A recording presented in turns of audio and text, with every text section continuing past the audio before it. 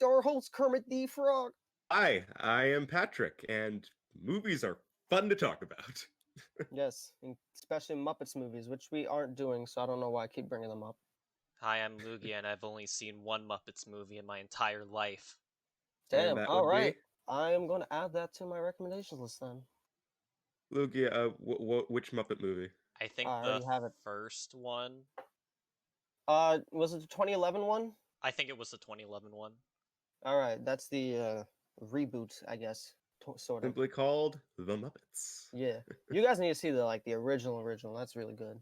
I think I saw Muppets 2011 is probably the best Muppets movie, but like the original is very close.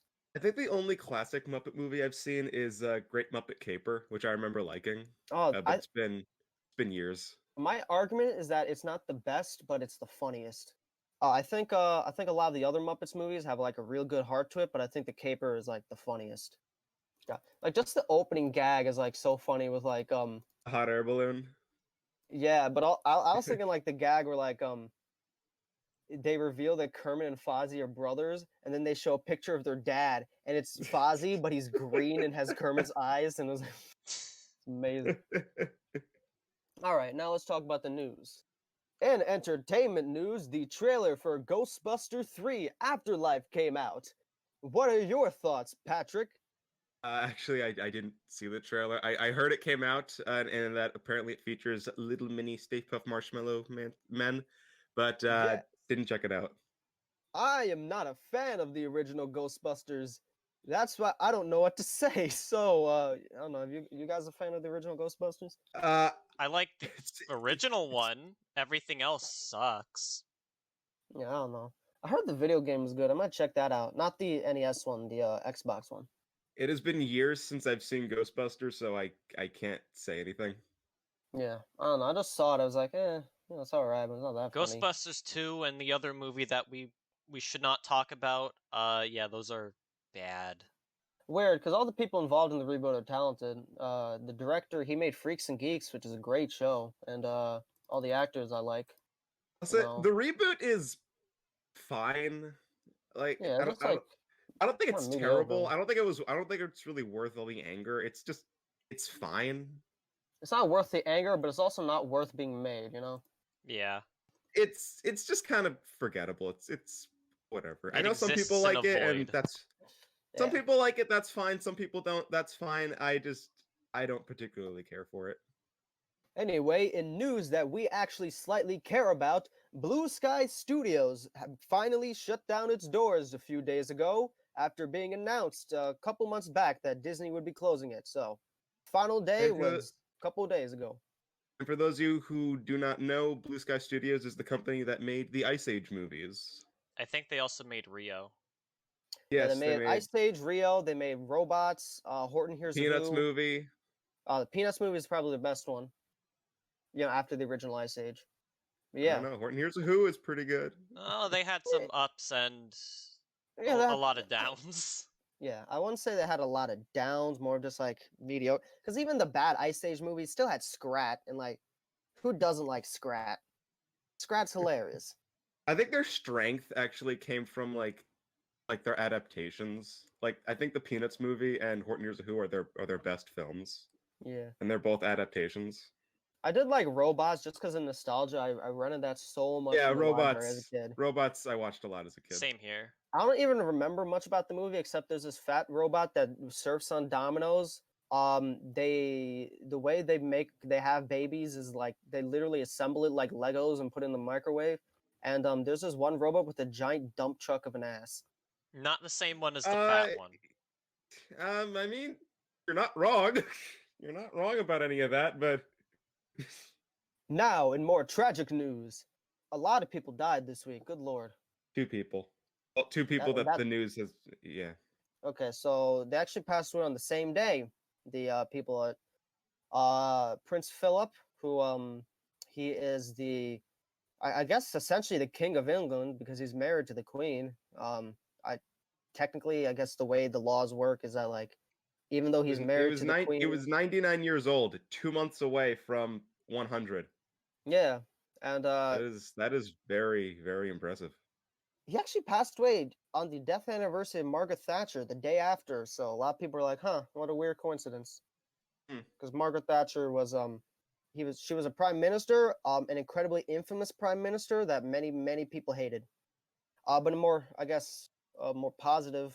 Well, it's not positive. But DMX passed away, and he was a very influential and important rapper. I was actually a very big fan of his, and he had a very Sorry, I'm positive sorry. effect on the I'm sorry. black Did you say? community. But when you said in more positive news, and we're still I mean talking about, positive news. I mean more positive person. Like well, DMX was a much more like. you gotta try to phrase these things better. I'm sorry, but Well, I just cleared it up now. All right, I just said like I was a huge DMX fan, and he had such a big impact on the black community. Like, I think people know what I meant when I said DMX. Yeah, he was he was a very nice man. A lot of people have been posting stories about him, about meeting him, and he seemed like a good guy. What I find funny is that he kind of seems like Bill Murray in the weird sense. Where a lot of people just have weird stories about him. Like someone mentioned this one time, he just went to their IHOP and was like, "Hey, yo, can I cook some omelets?" And they're like, "Sure." And he just cooked omelets at this IHOP for a day. He definitely seemed like yeah. he was a fun guy to be around. And his music, in terms of music, his most famous song is probably "X Gon' Give It to You," and Rough Riders Anthem, stuff like that. You guys ever I listen have to his heard music? both of those. Yeah, I think I've heard X gonna give it to you, but if you told me name a DMX song, I probably couldn't. yeah. No, Well, I couldn't because I've never really listened to DMX. I mean, I guess you guys know what the X and X Gon' Give It to You stands for, right? Mr. X from I Resident Evil 2. I could No. take a few guesses, but I'm not going to. At least not Stands out for loud. DMX because X is just like a short name people call them. I mean, DMX is already pretty short, but I guess you can always go shorter. Anyway, let's lighten the mood a bit. In video game news, Angry Video Game Nerd has 15th anniversary. When did he start on not YouTube, just in general with his AVGN I don't know. persona? Wasn't it like 2004? It was a long time ago. AVGN first episode date. I'm googling I think he it. started on YouTube in 2006, but he I'm launched pretty sure Cinemassacre it's 2004. on... Yeah. 2004 was when he started, but it's the 15th anniversary of when he uploaded to YouTube his first video. I think. Okay, that makes sense. Yeah. AVGN is one of those YouTubers where like I've sporadically watched him throughout the years, but like I was never fully into him. I got Like- really into him Same around here. this time. Yeah, how do I put it? Basically, what if the nostalgia critic wasn't a bad person and also didn't age poorly? Because like AVGN's videos are still kind of good. I don't know, he is funny from the videos that I've seen of him, but like I was never like fully hooked on him. I'm amazed at the guest AVGN appearances he had in recent videos, like Gilbert Godfrey. Yeah. AVGN leans a bit more into red letter media than I'd say Channel Awesome, because like they do a lot of red letter media type stuff with terms of movies and junk. Always talking about old B movies and stuff. AVGN thing is kind of like a unique sort of persona where it talks about retro games.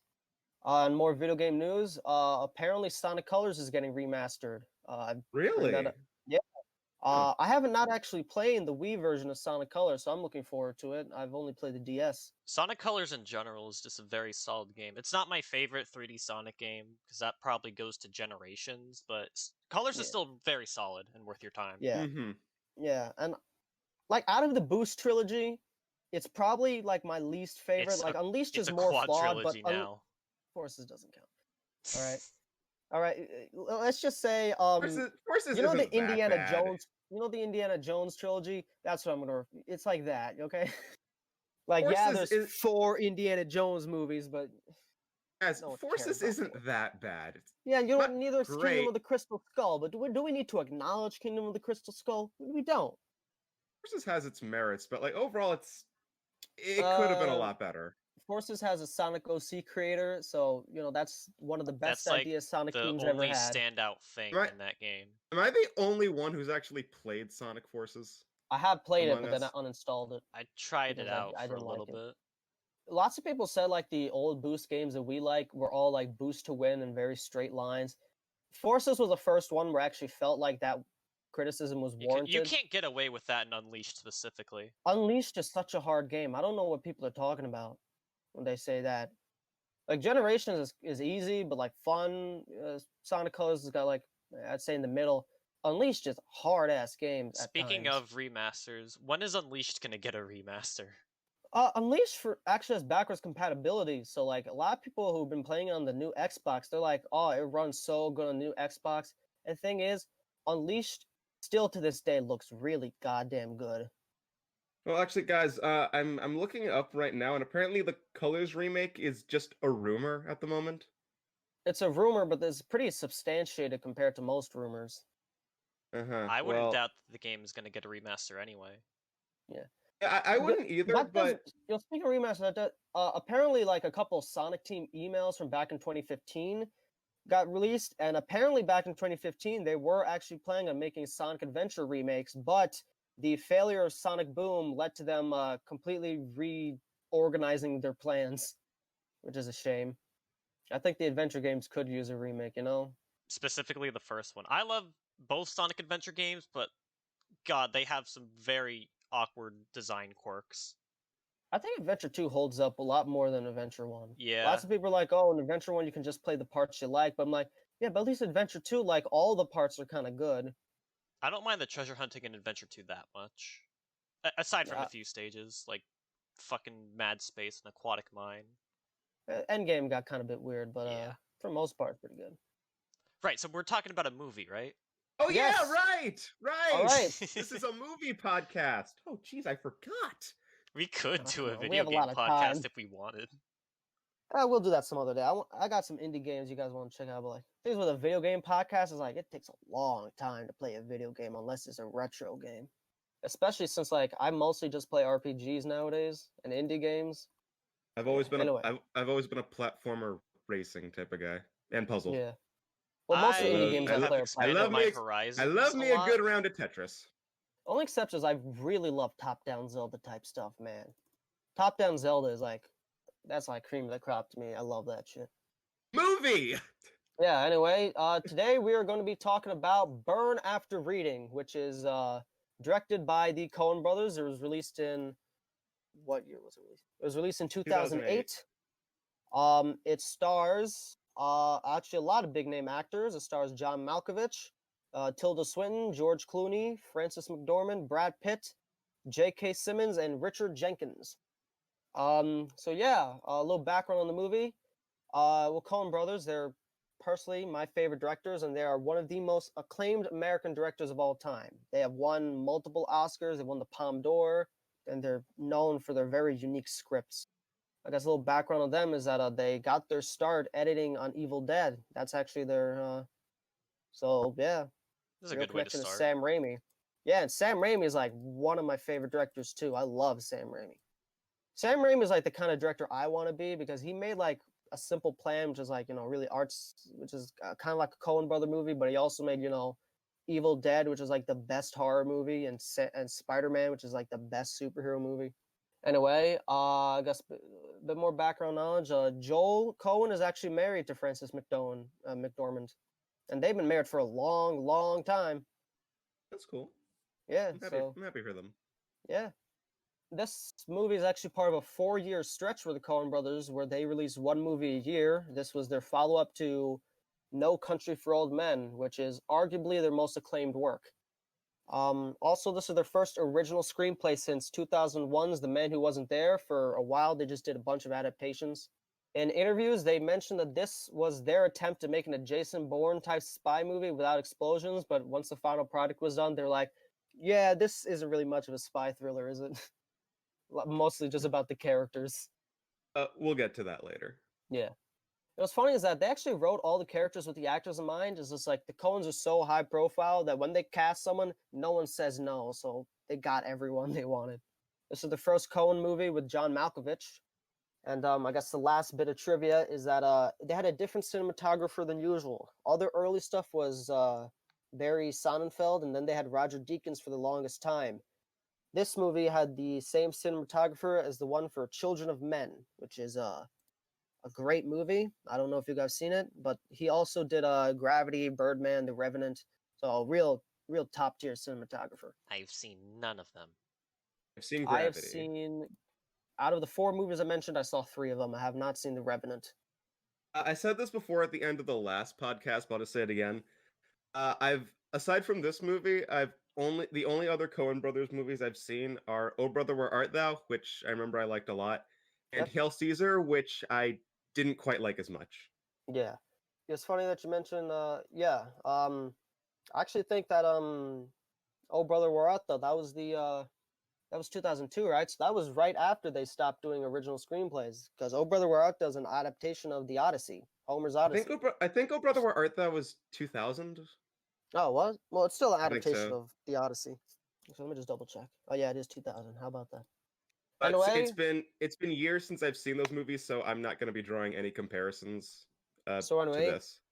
because this is a very complex plot, I figured I'm just gonna give a very brief rundown of the characters and that sort of establishing thing, and then we can just hop into our opinions before getting into the more nitty gritty. Sound So good? yeah, Yeah. there's going to be spoilers for this podcast, so just be warned if There's you haven't seen spoilers the movie. for all of our podcasts.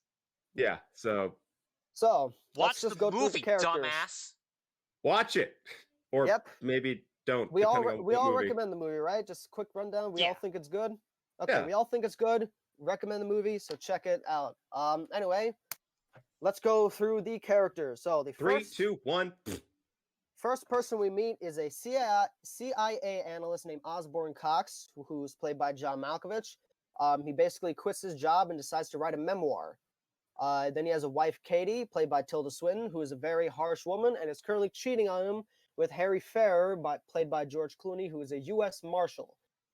He is also cheating on his wife with several women, which we'll come back into later, and he is a very paranoid man. We then, completely unrelated to these 3, meet a woman named Linda, who is trying to get money for cosmetic surgery and is currently dating around. She works at a gym and is friends with her coworker named Chad, who is incredibly flamboyant, who's played by Brad Pitt. And Linda's played by Frances McDormand, by the way. And her boss, who is clearly in love with her, who is played by Richard Jenkins, and she is completely oblivious to her affections. And yeah, that's basically the rundown of the characters. J.K. Simmons also plays a CAI superior, but he comes in much later into the movie. So anyway, what are your basic thoughts on the movie? I think the beginning was a little shaky. It was pretty slow. There wasn't really a whole lot going on. It was establishing who these characters were and what they do, and just setting A things lot of into motion, and characters. that's fine. But like, I'd say the movie would started picking up at like the 30-minute mark. Yeah, once Ozzy loses his memoirs, Yeah. that's when the movie really kicks off. And to be fair, it's just the first act. A lot of movies, their first act is kind of slow. A lot of establishing. What'd you think, Patrick? I thought this movie was okay. It definitely had its moments. The cast was really good. Everybody gave a great performance. Some memorable moments, but overall, I thought this movie could have been funnier. Okay, I can see where you're coming from. I don't think humor Personally, is this movie's goal. I mean, it is a very funny movie, but it's It like can be more of trying funny, to. but I don't think that's It's the not trying to be like focus. a laugh out loud comedy. It's more trying to be like. Have you ever seen the anime Baccano? Nope. No. All right, never mind. Durarara. No. All right. Well, there are a lot of movies that are kind of like this, where it's got like a sort of jigsaw puzzle of a plot, and it's more of like trying to intertwine all these different stories together and stuff. I don't know. Ever see Crazy Stupid Love? No. Man, that's like the most mainstream movie that's done this format. Dude, Oh, we don't shit. watch as many movies as you do. All right. Well, I don't know. Pulp Fiction, I guess. I don't know. Not really Pulp Fiction, but you know how Pulp Fiction was just trying to tell a bunch of different people's stories and then kind of tie them together. Yeah. Yeah, that's what this movie's kind of goal was, except it was trying to do it in more of like rather than a gangster scenario, more of like a white collar spy And it's scenario. not out of order in this case. Yeah, again, this movie was trying to be more of like a parody of spy movies in a sense, by trying to be more of like accentuate the more bureaucratic, silly side of it. Here, actually, let me get more into the plot, because I feel like the J.K. Simmons part kind of really ties together the whole point of the movie. So anyway, the plot kicks off when Ozzy leaves his memoirs at the gym, where it's then found by Linda and Chad, who mistake it for top secret government documents. And basically, I guess if I could summarize their character, they watch way too many movies because they start treating it like they're in like some sort of Hitchcock movies, like, oh, there's some conspiracy, we gotta. So they try to return it to Ozzy, who has some severe anger issues and like gets really angry at them, and like they're just like, oh, can we have some money for our trouble? And then he thinks they're trying to blackmail him. On a related note, Linda is starts dating Harry, which comes into the plot later.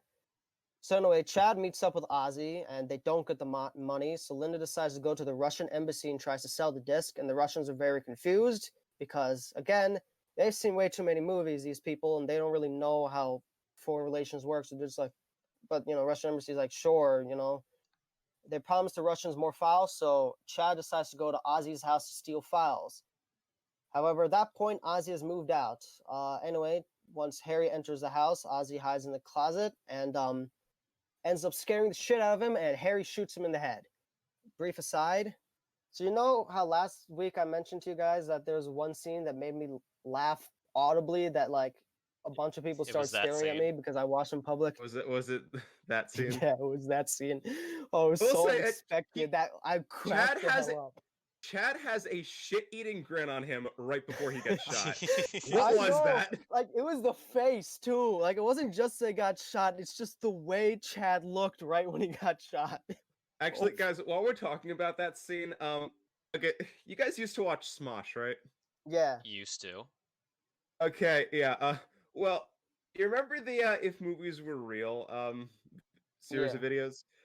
That scene reminded me of the E.T. bit, where he opens the closet, he sees the alien, and he shoots him. Oh, yeah. That's what I remembered. I'm like, oh my god. I don't know, maybe they're inspired. They did. Smosh actually did a couple parodies of like really of art films that no one noticed. Like they parodied There Will Be Blood, which came out the year before this. So I don't know. They might have been a reference to Burn After Reading. Who knows? Maybe, I don't know. That's immediately what I thought of, and I started laughing. The Even more. Yeah. Chad's my favorite character. Just want to make that clear. Like he's by far my favorite character in this movie. Him and Linda. I really like Linda too. Like those characters are like by far the funniest. Actually, Clooney had his moments too. My personal favorite was actually Ozzy. I don't know what it was, but every time John Malkovich spoke, I just laughed. Yeah, I don't know this what movie it just is. had a lot of good characters. I would say Ozzy is my favorite, but Harry is a close second. Something about his delivery. Every scene he was in, I always laughed. This isn't like a straightforward comedy movie, but these characters are so funny, man. Actually, my favorite scene was the scene where Chad and Ozzy are in the car. Oh yeah, and discussing the money. Yeah, he's like, "Where's the money?" And then Ozzy just punches him in the face. Yes. Okay. Anyway, back to the plot. So yeah. So Harry shoots him, and he starts going through Chad's like pockets and stuff, and he finds his wallet, and Chad has no ID because he always is wearing a tracksuit. So like his wallet is completely empty in this suit that he's wearing. So Harry, being a U.S. Marshal, he thinks that Harry is a spy, and because like throughout the movie, he knows like people staring at him. So he's like, "Oh shit, Harry's a spy." So he dumps the body.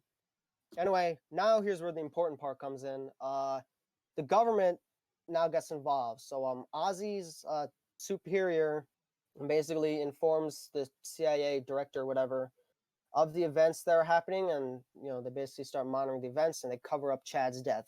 So I think that's important because basically I feel like the whole point of the convoluted nature was that it was almost making fun of convoluted spy movies. Like if you ever look at like James Bond or The Fugitive, all the plots get super complicated and convoluted and stuff. And in this movie, the actual CIA agents and spies, they're like, what the fuck did they do all this for? This is like so needlessly complicated. Whole movie, they're like the Russians? Like, why did they go to the Russians? There's like, wait, what's going on? Like, they're so confused because all these characters are acting like how they see spy movies, play out.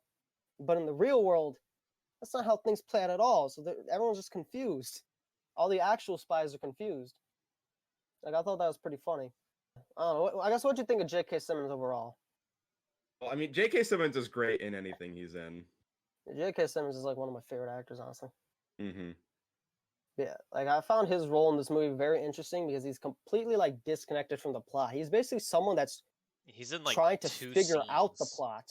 Yeah, but like he's still like pretty important roles because like his whole character is basically like he is seeing all these events, but he doesn't have the context we the audience has about like their personal interests and goals.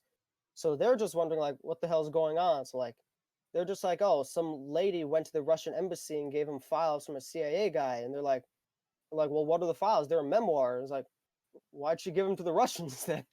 And they're like, well, what happened to the CIA guy? He's like, well, he just got fired recently. And he's like, oh, what's his clearance level? It's 3. He's like, oh, okay, it's not anything important.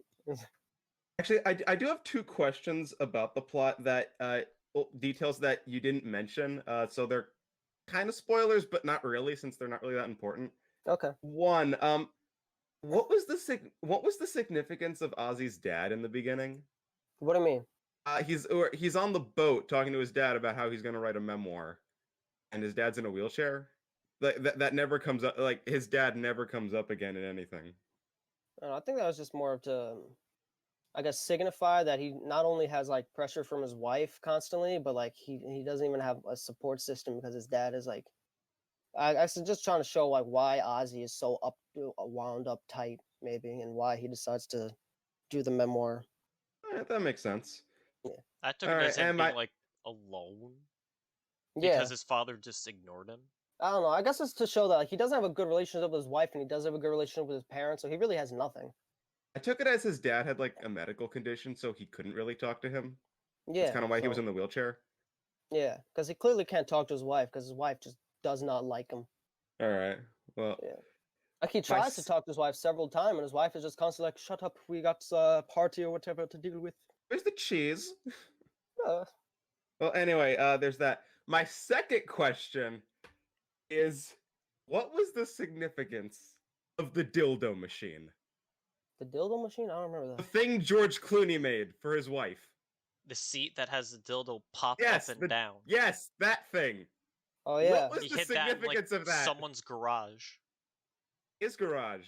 Was that his garage? It was a basement. It was his basement. yeah. Listen, I think it was more to put the irony of how much like he cares for his wife, to fight the fact that he cheats with so many women. And I guess to show the irony, they were just like, well, what's the funniest way to show the irony? And they're like, yo, a dildo machine, that would be hilarious. So like, yeah. Anyway, let me go back to the plot. Since we mentioned his wife, basically after Chad's death gets covered up, Harry gets in a fight with Katie, and he sees he's being followed, but it turns out the people who've been following him this whole movie was the law firm that his wife hired because she wanted a divorce. And then there's like a brief scene where we see the wife on her book tour. We should mention the wife's an author and is on a book tour. So anyway, Harry, distraught, goes to Linda for comfort, and while there, he agrees to help her find her friend Chad, who she says has gone missing, and Harry does not know that the person he just killed was Chad. Anyway, Linda goes back to the embassy because she thinks that they kidnapped Chad, and he tells her boss Ted and begs him to help her, which he eventually agrees because, again, he is essentially a simp. That's his whole character. Then Harry and Linda meets at the park. Harry notices a man staring at them, but it's just a man that Linda dated previously in the movie, and Linda, not wanting to be awkward, just denies that she knows him. Actually, can I interrupt for a second? Did you guys notice that the guy who's greeted by the guy that they're looking at, he's greeted by a woman at the bench. She looks exactly like Linda when they Yeah, I met. know. I Yeah. think that was I'm part of like, the joke that he has a I think type. what is it? Is it a time loop? Are we in No, Groundhog no, Day? I What's think going it's on? a joke that the dude has a very clear type. Like I just thought that was like a little funny side tag. Yeah, I love women with short blonde hair. And blue blouses. But yeah, so then Linda basically just tells her everything she knows about Chad's disappearance, including, that he went to that house. And Harry just gets completely freaked the fuck out, and she thinks that she's a spy, and he runs off and tries to flee the country. But then, like, he buys a ticket to Venezuela. Then Ozzy finds out that his wife emptied the bank account, so he goes back home and then walks in on Ted, and he thinks that Ted is the one that was fucking his wife, so he kills him. but he kills him in broad daylight. So then the CIA people shot Ozzy, and he ended up in a coma. And then J.K. Simmons is like, oh, what the fuck is going on? And like, basically, Linda's like the only one left in the story. So they're just like, well, what does she want? She's like, she just wants cosmetic surgery. So he's like, all right, pay for it. Like, I think the ending was pretty funny. It was like, what did we learn? And it was like, I have no idea. It was like, I guess not to do it again. Yep. What exactly did we do wrong? I don't know. I just thought the whole like the J.K. Simmons kind of tied the whole movie together with like the fact that not even he knows what the fuck is going on. It's just like a complete mess. Honestly, talking about it, it kind of makes me like the movie a bit more. Yeah, I was about to say, I thought the ending was a little rushed, but when you put it like that, I don't know. I think I like it a little more. To be fair, this is like my second time. This isn't my first time watching the movie, so I'm clearly like got to think it through a bit more. If I'm going to compare this directly to another Coen Brother movie, I'd say arguably it kind of reminds me of The Big Lebowski, because that one's also sort of a bunch of like random disconnected events that tie together. That one has a structure's a bit different though, because we follow one character just going through a bunch of weird shit, when this one's more of a bunch of different characters that tie in together. We didn't talk about Ted much. What did you guys think of Ted? Ted was who again? He was the guy that really liked Linda. He was the Oh yeah, the gym guy, Oh. the guy at the gym gym. Eh. Yeah, he was kind of a minor character. I just thought it was like a little bit funny how like clear to us that he was in love with Linda, and Linda just completely oblivious, just went over her head. I was like, what happens to him at the end of the movie, even though it's from a distance, it's pretty gruesome. Yeah. Yeah. I feel bad about Ted's. Like all the, like you can actually like see like the blood and everything and the marks, and I'm like, oh geez, oh.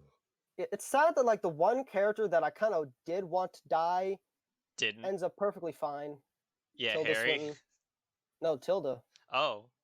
Tilda was like Harry was a bad person, but he was at least like a likable kind of bad, you know? But like Linda is just miserable. I guess now we can talk about the cast, I guess. Yes. I will say, I think the best part of this movie is easily the cast. Yeah. These are all top tier actors too. John Malkovich is probably best known for being John Malkovich, you know, the movie about him, but which is a very funny movie too. That one I'm going to recommend later down the line because I love Charlie Kaufman movies are all good, but I think especially his first two movies are really good because they're comedies. Like this one's like John Malkovich and Nick Cage, like those are the stars of his first two movies, and they're kind of over the top people. Anyway, the role that you guys probably know John Malkovich for is Penguins of Madagascar. He played the octopus. Yes. Anyway, then we got Tilda Swinton. She is in a lot of movies, including adaptation. She's in a lot of Wes Anderson movies too, but I guess her most famous roles would be The White Witch in Narnia, and she plays that one monk in the MCU. I know you guys saw Endgame with me, so she was that person that Bruce Banner talked to with the Time Stone. Remember that? Oh Right. yeah. Then we got George Clooney, who I would argue him and Brad Pitt are the biggest stars in the movie. So George Clooney, got to start with From Dusk Till Dawn. He's the star of the Ocean's 11 trilogy. He's also a director. He directed Confessions of a Dangerous Mind, which was also written by Charlie Kaufman. So if you've noticed, Charlie Kaufman, a lot of people act in Charlie Kaufman movies here. He was also Coen Brother regular. He was in, Oh Brother, Where Art Thou? And Hail Caesar, which you saw, right, Patrick? Mm-hmm. Yep, but he's also in a couple others. In Fantastic Mr. Fox, since I brought up Wes Anderson. Lugia, you would know him from the movie we saw last night, Batman and Robin. Yep. Honestly, I watched Batman and Robin like immediately after Burn After Reading. George Clooney did not age a day. Yeah. He looks the exact same, minus the fact that he's like cleanly shaven in Batman and Robin. Yeah, and this movie came out 11 years after Batman and Yeah. Robin. And like he doesn't even look that different in Hail Caesar, which came out like another 10 years. Like, Clooney, man. what's your secret? Yeah, the thing is, like, George Clooney, he doesn't look like young. He looks like he's been 30, in his 30s and 40s his whole life. How old is he now? He is 59. What? And he still looks like Really? Yeah. He looks great. I guy's older than my dad. Anyway, next is Frances McDormand, who played Linda. She is in a lot of Coen Brothers movies. Considering she's married to one of them. She was in their first one, which was, I'm pretty sure, her big debut. So yeah, McDormand, almost every Coen Brother movie. She's in Fargo. She's in like most of the big ones. But in her non-Coen Brothers stuff, she was in 3 Billboards in Ebbing, Missouri, which she won an Oscar for. She was in Nomadland, which is currently most people's pick for the best movie of the year, which is in the current Oscars. She was in Almost Famous, which I only bring up because I know Lugia saw that one. She was in Mississippi Burning, which is a pretty good movie, and she was in Darkman by Sam Raimi, which is, again, Coen's close friends. And Darkman's a superhero movie, by the way. Then there's Brad Pitt, who I would argue is the most famous actor in this movie, and he played a completely different character from his I will usual say, stuff. if there's anything this movie has taught me, it's that Brad Pitt needs to play more idiots. Yeah, Brad Pitt got range, man. Like he's mostly he is really good he at playing did a an really idiot. good job in this film. He did. Yo, you saw even you though guys John haven't seen- Malkovich was my favorite performance, Brad Pitt definitely was a highlight. You guys never saw Inglourious Bastards, right? Nope. No. Oh, he played a magnificent idiot in that movie. Oh, he was so funny there. Yeah, and I'll recommend that in the future. Okay, his most famous roles is probably Fight Club and Seven, which were both by David Fincher.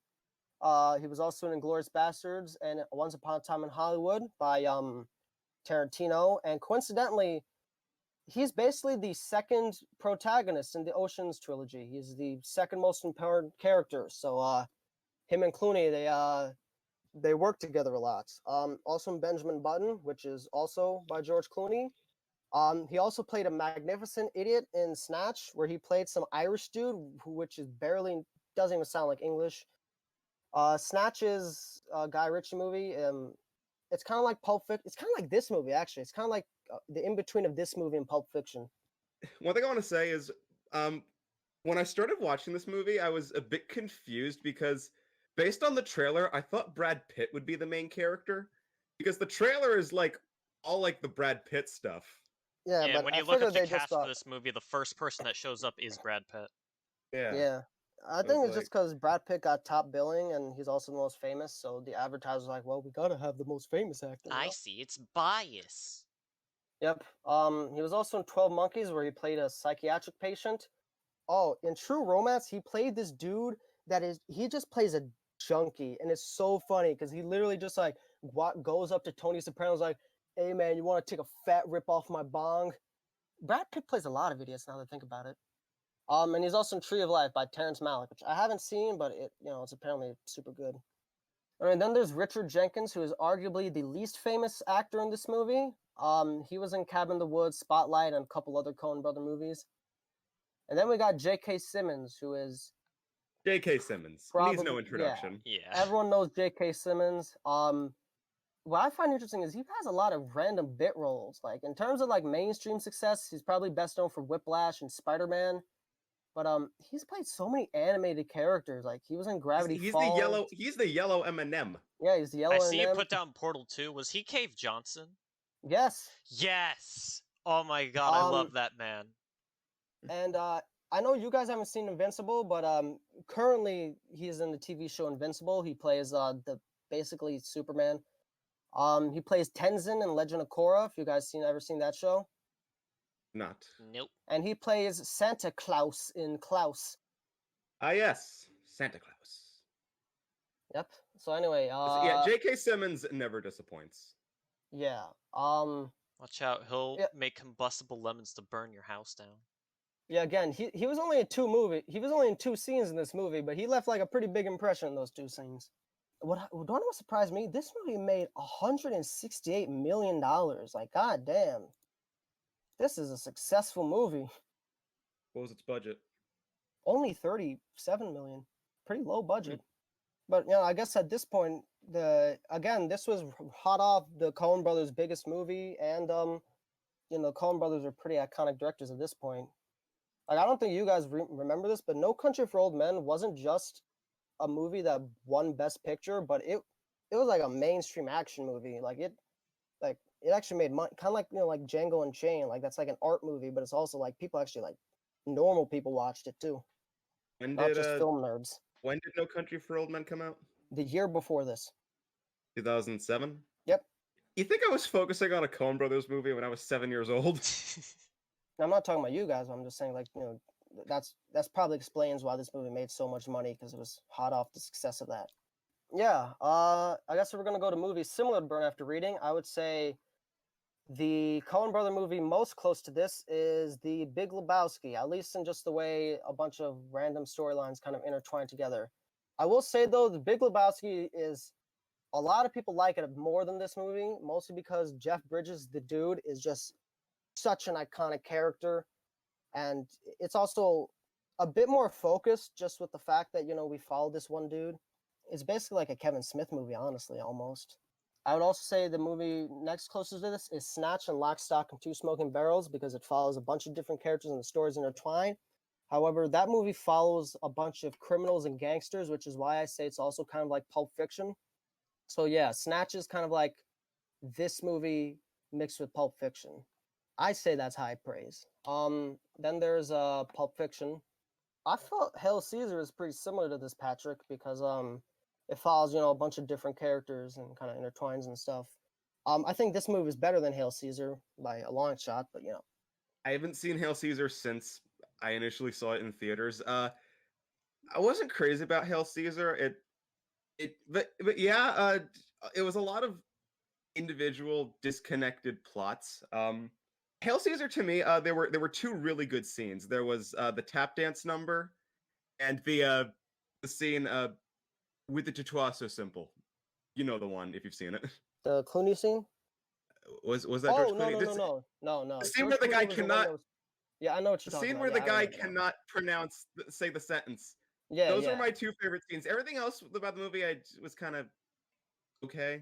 Yeah, most people agree it's probably one of the lower tier Coen Brother movies.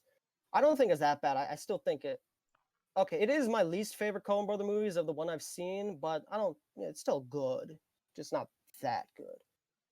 Then I'd say Seven Psychopaths, which also kind of has a structure where it follows a bunch of different characters and all kind of ties together at the end. The I'd only also thing say I know Crazy. about Seven Psychopaths is that it has Christopher Walken and that one scene. There's a lot of scenes in Seven No, but Psychopaths that that are pretty good. one scene. You know the one I'm Yeah. talking about. I don't know, dude. Seven Psychopaths is a crazy goddamn movie. There is so much, like Seven Psychopaths. Like, did you know the Gimp scene in Pulp Fiction? Yeah. Almost every other scene in Seven Psychopaths is like that. Like Seven Psychopaths is even more like Pulp Fiction than Snatch is. Like Seven Psychopaths is fucking insane, dude. If I'm gonna talk about the intertwining plots thing, I guess the last one I mentioned is Crazy Stupid Love. That one's a romantic comedy, but basically it follows a bunch of different characters' romances. But then there's this one scene where they all intertwine together, and just like this movie, where there's this one scene that made me laugh so hard. This one scene, Crazy Stupid Love, was so fucking funny. So yeah, that's why it reminded me of that. I'll bring up Fargo and A Serious Man, which are both Coen Brother movies too. Those structure-wise aren't very similar to Burn After Reading, but I felt like more tonally. Fargo does follow a bunch of different characters, and Serious Man I think has the sort of tone of like the more grounded, down to earth thing, but it gets a bit weird. Then there's In the Loop, which is also pretty tonally in tune with this, but it's much more focused on the political aspect. Then if we're talking Wes Anderson, there's Royal Tenenbaums' Grand Budapest Hotel. Then there's Informant, which is again more goofy, white-collar spy crime thriller stuff. The Men Who Stare at Goats, which is really, really mediocre. Honestly, it's like a dude that tried to make a Coen Brother movie but doesn't get the Coen Brothers. Then there's Election, which is one of my favorite comedies. That is more focused on a school setting. And then Before the Devil Knows You're Dead, which is an incredibly depressing movie. It's got an out of order storytelling, but kind of a bunch of different intertwining plot points.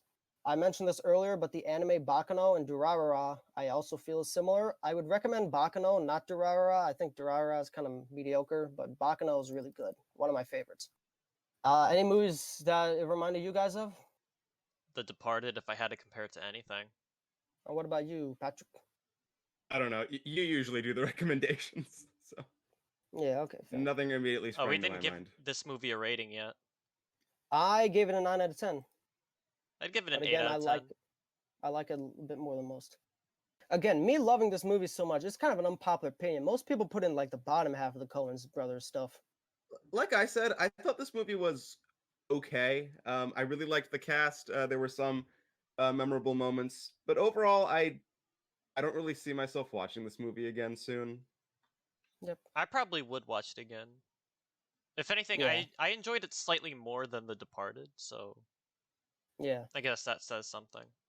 Ranking wise, I wouldn't put it above Memento. I think Memento is the best movie we've seen so far, but I put it above, Scott Pilgrim and But I'm a Cheerleader. Like, I'd say this is top 5 Coen Brothers movies, but not most people's top 5. Like, if I was going to recommend the Coen Brother movies for mainstream audiences, Fargo, No Country for Old Men, I'd recommend Raising Arizona to you guys because it's Nick Cage. And, like, Nick Cage is so fun in that.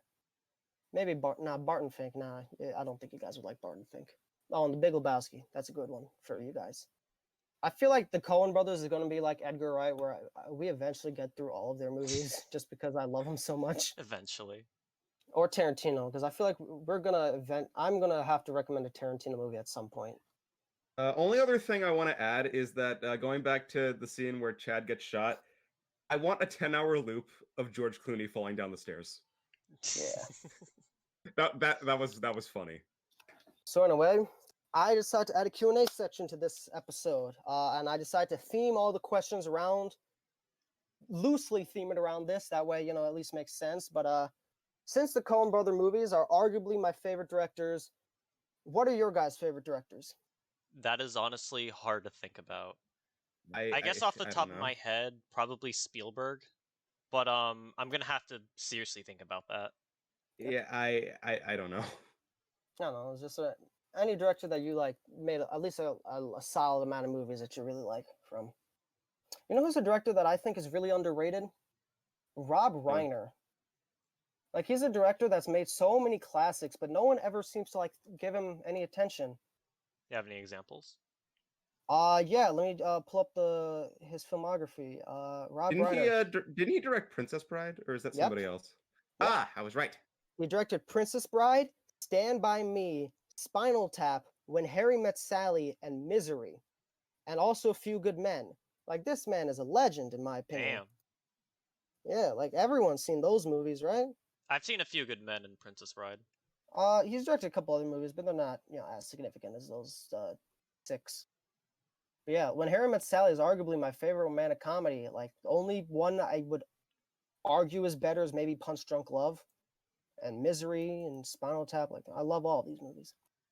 So this is considered one of the weaker Coen brother movies. So I was thinking, like, out of directors that you like, I don't know, is there any movies from Spielberg that you really dislike, Lugia? Not really? Let me take a look. Yeah, there's a couple Spielberg movies. Like, I feel like everyone agrees Ready Player One, King with the Crystal Skull, not good movies, right? Yeah. I hate Ready Player One. Like, I despise that movie. You've thoroughly talked about that a few times in this podcast. Ready Player One sucks so much, man. God. Yeah, the amount of pet peeve, the Iron Giant stuff kind of bothers me a bit. I mean, I would argue the Iron Giant thing. Actually, no, the Iron Giant thing doesn't bother me. It bothers a lot of other people, but the way I see it, like, the whole movie is kind of like talking about how pop culture is kind of devalued. So a person just completely missing the point of the Iron Giant kind of fits thematically. It also pisses me off, though. Okay, The I Iron got a Giant movie. is like my favorite movie. I got a movie. Hold up. People are Yeah. gonna hate me for this. Hook is not that great. Yeah, I saw Hook not too long ago. And It's not bad, it's not a but bad I don't movie. like it as much as other people do. Yeah, I actually saw Peter Pan and Hook for the first time not too long ago. I watched them back to back. OG Peter Pan holds up. Hook, the best parts of Hook is when he's not in Neverland. Like, that's the Really? weird part. Yeah. I mean, it think, was an like, the interesting first- approach, but the execution wasn't really that great. I thought like the first half hour of Hook was really good when you see like this adult Peter and you like, because I think Steven Spielberg's strong suit is like adding magical moments to like realistic things. But like him actually making a fantasy movie, it's like weird, Like E.T., it's a magical movie, but it's really just about, people in the suburbs for the most part. Okay, next question. So since Brad Pitt and George Clooney are in it, I figured fuck, marry, kill the main characters of the Ocean's 11 movies. Dude, you say that like I've seen the Ocean's movies. Okay, no, okay, I've like the not seen the actors. Ocean's. The actors: Brad Pitt, George Clooney, Matt Damon. Fuck, marry, kill between the three. I'm not playing your games. Can't All make right. me. Well, I already got an answer. Fuck Brad Pitt, marry George Clooney, kill Matt Damon. I like Matt Damon, but like George Clooney is husband material. Come on. And Brad Pitt is just hot. Like I'm not gonna deny it. I may be straight. Brad Pitt, he's a sexy guy. I would agree with that, but I'd swap Brad Pitt with Matt Damon. You like Matt Damon more? You'd rather fuck Matt Damon? Yeah, I just do. All right, fair enough. All right. So since we were talking about Sonic Colors remaster earlier, what is a video game from your childhood that you want to see a remaster for? Now, this isn't full remake. I was thinking more something like Wind Waker HD, where the graphics are updated and they make a bunch of quality of life changes. So, like, what are some games from childhood that you'd like to see again, but like there's some changes to it that Well, speaking of Sonic Heroes. Oh yeah, those controls are really slippery and like. I mean, my I've main played issue that with game like so many fucking times to the point where I just got used to the controls, but yeah, maybe making that a little smoother would help. Yeah, and also maybe don't make you have to replay the game 6 times just to get 4 the final. times. 4 times just to get the ending. I got again. Crash Twin Sanity. Ah, yeah. That game is Oh, just begging for like a remaster. People Yeah. still like that despite it being kind of glitchy. yeah. The way I see it, It's Crash part of Twin the Sandy, fun. Crash Twin Sandy really reminds me of Battle for Bikini Bottom, if that makes sense. Like it feels Yeah, like a I can definitely license. see that. It feels like a licensed game, even though it's not. I can see that. Since we're mentioning Sonic, I think Shadow the Hedgehog, just like make it where I don't have to replay the game, where I can just like select all the levels. Like once I beat the game once, just let me just go through a level select, man. Come on. Or maybe just make it one giant adventure instead. So, okay, a lot of Sonic games. A lot of Sonic games definitely need some remasters.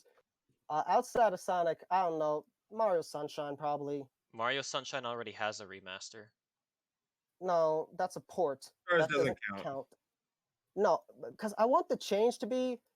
They should not require me to beat every level in the game. Like it should structure a bit more like Mario 64. Okay, here's what it is. I think the way the game should be is that it has a star count, because the way the game works is that you need to beat the 8th star to 7th. the 7th star for each level to beat it. So that means that like only that star really matters. So the way I see it, like the way Mario 64 was so good is because you could just skip shit you didn't like. So that's why everyone loves the game, because you don't have to 100% it to beat the game. But Mario Sunshine, there's really only like 1 or 2 stars in a level that you don't have to beat. So like at that point, you might as well 100% it. But yeah, okay, a lot of platformers. Are there any non-platformers? I don't know. I'm the platformer guy, so I can't really say anything else. I guess Skyward Sword, but that is getting a remaster. Maybe the Oracle games? Yeah, in the style of Link's Awakening, that'd be cool. Something like that. Yeah, I mean, that'd be more of a substantial remake, but yeah. All right, I agree with that. I don't want Minish Trap to get remastered, but I do want to get ported because I really love the pixel graphics of maybe the DS games, because I think the touch controls of the DS Zelda games kind of fucked it over. All right, what's your favorite Blue Sky movies? We kind of talked about this already Yeah. when we talked about Blue Sky in the beginning. I want to really highlight. I think Ice Age. A lot of people like discount it because of the sequels, but the first Ice Age movie is genuinely incredibly well crafted. Like I'd argue, I like Shrek more, but in terms of a story structure, Ice Age is a more better put together plot than Shrek is.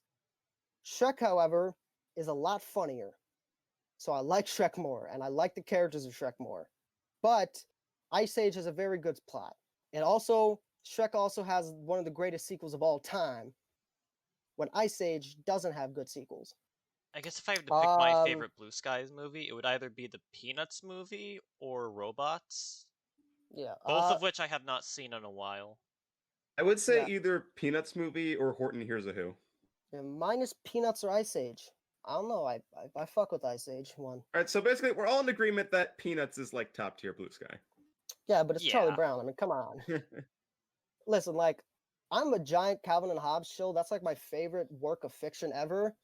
but Peanuts is fucking close. I love the Peanuts, man. Can't go wrong with Peanuts. Yeah, I recently I downloaded a ton of like their old specials around Christmas, and I watched a few of them. I watched like a Boy Named Charlie Brown movie. All holds up super well. So since Ghostbusters is getting a sequel, I was thinking, are there any old franchises that you want a sequel for that haven't had one in a while, or any series that got rebooted that you wouldn't mind going back to the original continuity? Because remember, Ghostbusters Afterlife is a sequel to the original first two Ghostbusters. I have one in mind. It's never gonna happen, but I would not mind a third Speed movie. I know people hate the second movie. I love it. I wouldn't mind a third attempt. I don't really think about this. Like, I'd say Devil May Cry, but Devil May Cry 5 already did that, so I mean, I don't know. Speed. I guarantee you, Speed 3 is never gonna happen because it's been over 20 years since Speed 2, and Sandra Bullock doesn't like doing sequels. Yeah, I would really like a sequel to Who Framed Roger Rabbit, mostly because apparently back in like the 90s, Robert Zemeckis really wanted to make a sequel, but Steven Spielberg was like, no.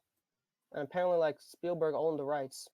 I don't think Roger Rabbit needs a sequel. I mean, the short they did some shorts, which that's fine.